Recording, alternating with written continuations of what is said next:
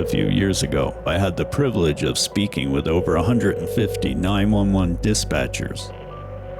They told me about their strangest and most disturbing calls. In this video, I'm going to share their stories with you. 911, what is your emergency? In this first story, the call center was located in a small coastal town in Maine. Angela, the dispatcher, had been on the job for 8 years and had received a lot of calls from boats and vessels offshore. But this was the strangest of them all. This particular night, she was on the graveyard shift, and around 3:30 a.m. she got a call from a man who was on a 40-foot sailboat a mile or two offshore. He was hiding below deck and whispering because he said there was something walking around on the deck of the boat above him. Angela contacted the Marine Patrol and stayed on the line with the man, waiting for them to arrive. In a hushed voice, the caller gave her more details. Earlier that evening, around dusk, he said, he and his wife were fishing many miles offshore when a little dinghy showed up out of nowhere with 2 men on board. He said their boat looked ancient, like it had been sitting on the ocean floor since the 1800s. It was covered in slime and barnacles and was barely seaworthy. He asked them what they were doing out so far, but without a word they tried to force their way onto the sailboat with machetes. The caller grabbed his gun, and the men eventually paddled away into the gathering darkness. The encounter was so disturbing that his wife insisted they come closer to shore for the night, so they headed in, and when they could see the lights along the coast, they put their anchor down for the night and went to sleep. The caller woke up later to find that his wife was missing. When he went up on deck to find her, he saw the dinghy with the 2 men rowing away, and his wife was on board with them. The man said it was so strange because she waved at him like she was happy or in a trance. He screamed for them to stop, but when he did, the caller said a menacing dark figure stepped out of the shadows just a few feet away from him. He said he could only see its outline in the dark, and it was shaped like a man, but its arms were too long, and the way it moved terrified him. He scrambled back down below deck to get his gun from the bedside table, but it was gone. He guessed his wife had taken it.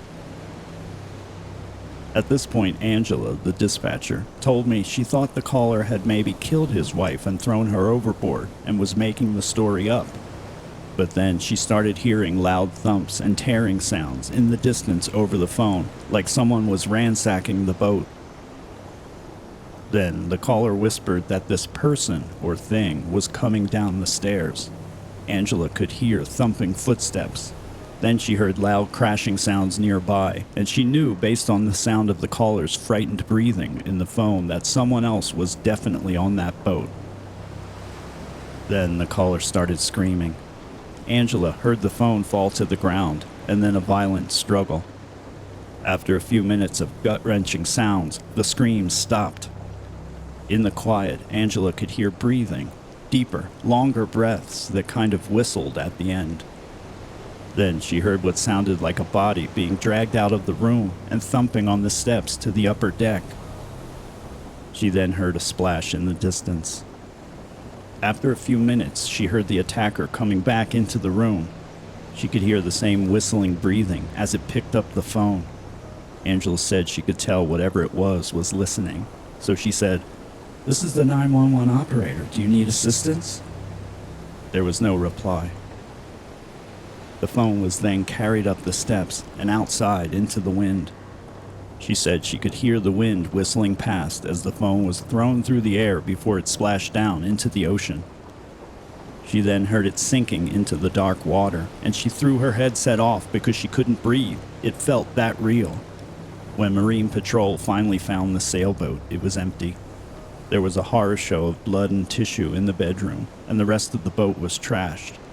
Neither the husband or the wife has ever been found.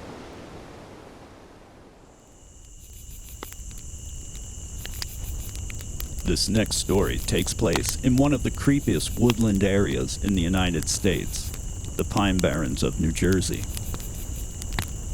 Not only does the Jersey Devil live in the Pine Barrens, but the trees themselves look twisted and malnourished. Frequent forest fires also contribute to the satanic darkness of the place. In addition, the Pine Barrens are surrounded by the most densely populated area per square mile in the United States. As a result, there's this weird collision of very rural people, the pineys they're called, and all the other urban folk who come to the Pine Barrens to do all manner of illicit things. Jeff, a 911 operator from that area, told me about a strange call he received, not surprisingly, on the graveyard shift. It was 2 a.m., and a man called saying that he and his girlfriend were being harassed out in the woods. They were camping out overnight, which is not allowed outside of campgrounds, but this guy considered himself a piney. He had found a secluded spot, but after turning in for the night, he noticed something was off. The tent was being gently pelted with a rock or acorn every 15 minutes. He had hoped it was a squirrel, but it was too persistent to ignore, so he put on his boots and went out to investigate. As he was looking around, another rock flew past him and hit the tent. He shined his flashlight in that direction and saw two people sitting in lawn chairs about 50 yards away in the woods.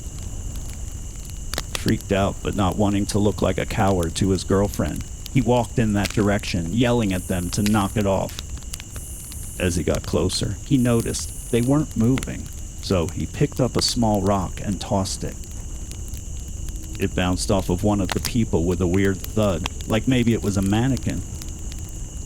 His girlfriend ran up and joined him, and when the caller shined his flashlight in this person's face, his girlfriend shrieked. Its eyes were open and covered with a thick white film like cataracts. It definitely was not a mannequin. The caller touched the body, and it was frozen solid. His girlfriend pulled him away, and they went back to the tent and dialed 911. Once Jeff, the 911 operator, gets the full story and their location, he asks about the second body. Was he sure no one needed medical attention? The caller wasn't sure, so he and his girlfriend walked back in the direction of the bodies. But when he shined his flashlight on the chairs, one of them was empty. The caller's girlfriend then says she hears someone walking in the woods. Jeff can hear it over the phone, and they sound like they're getting closer.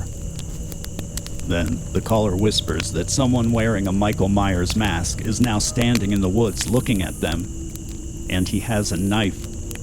The caller shouts, "Run!" Jeff hears several minutes of running, commotion, and more shouting. Then the line goes dead. This is a nightmare for a 911 operator. Jeff had to move on to other calls for hours before he found out what happened. Later, he finds out that while running, the caller struck his head on a tree branch and fell to the ground unconscious. His girlfriend had to find her way back to their truck in the dark. She was followed the whole time, she said. The police and Park Service were waiting at the truck, which had been vandalized. The caller was eventually located and transported to the hospital with a concussion. The frozen body, it turns out, had been stolen from a funeral home and pushed into the location in a wheelchair. The dead man's ex-girlfriend was suspected, but has not been charged.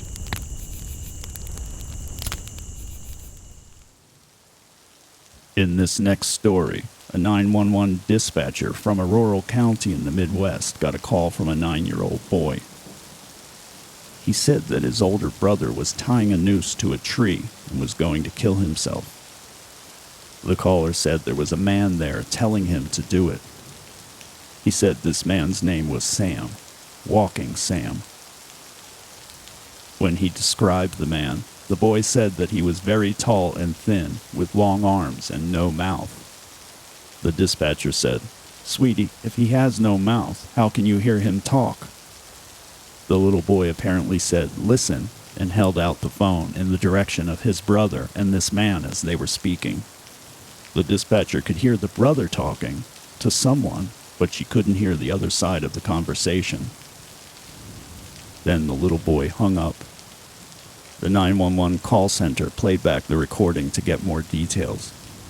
When it got to the part where the little boy held out the phone, they could now hear a second voice in the background. It kept repeating, "It's over. Come with me." The older brother was cut down from the tree by the first responders and miraculously survived. But his 9-year-old brother was missing. Several days later, he was found on a nearby property. He was traumatized because he thought his brother was dead, but he was otherwise unharmed. He said Walking Sam stayed with him in the woods and told him he would be back to talk to him when he was, quote-unquote, old enough to understand.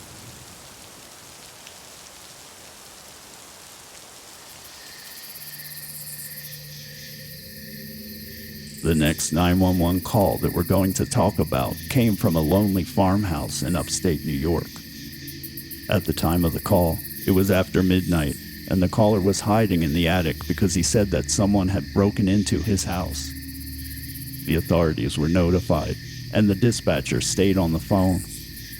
The caller said that for the past week, strange things had been happening on the farm.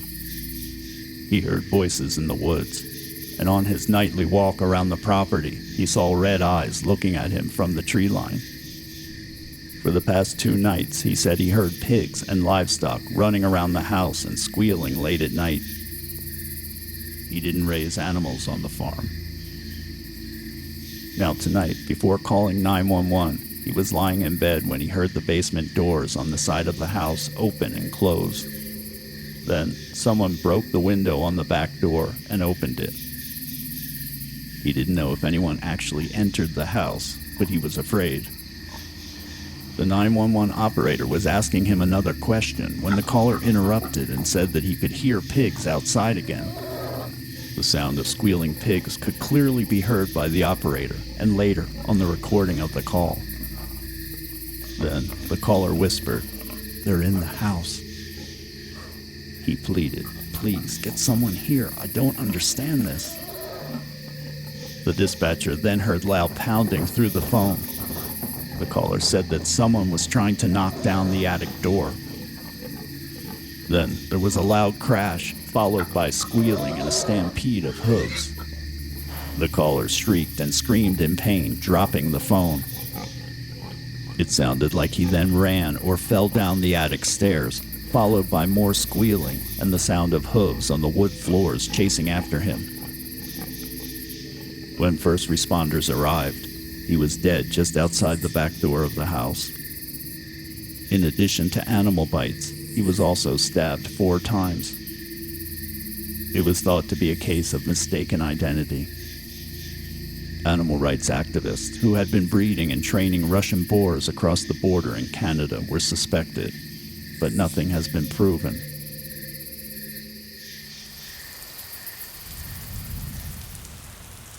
In the next story, a 911 operator from a call center outside of Houston, Texas, told me about a disturbing series of home invasions that took place during his first year on the job.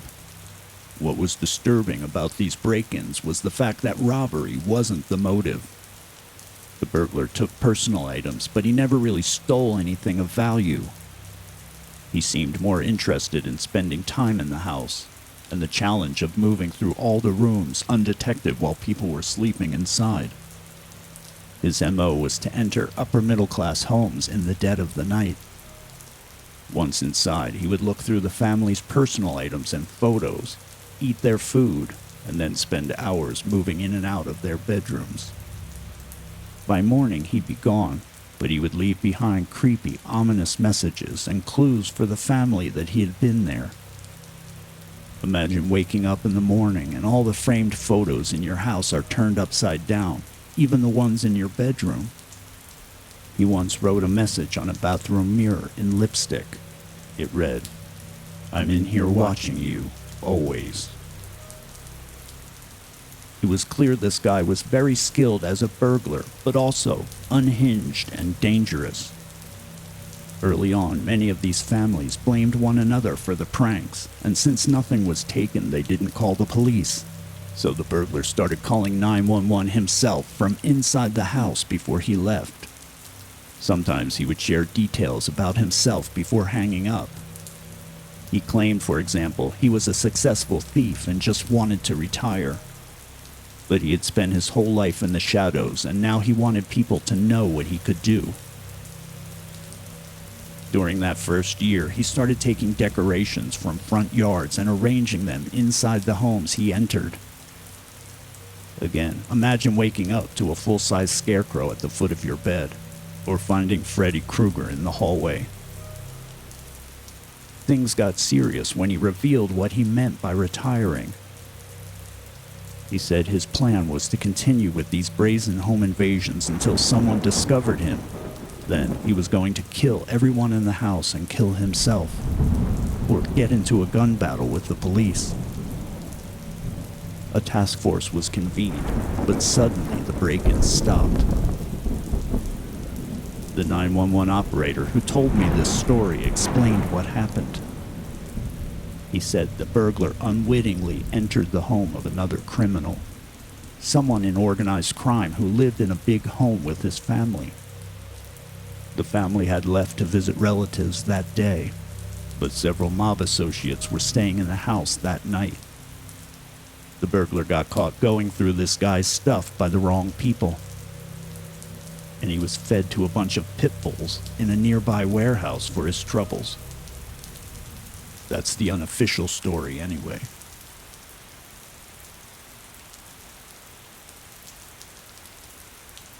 Alright, well, I hope you enjoyed these stories. Thanks for staying until the bitter end. Please give the video a like, subscribe, and hit the notification bell. Consider leaving a comment, that would be nice, so I know how I'm doing. This is Scary Stories Incorporated. I'm in here watching you, always.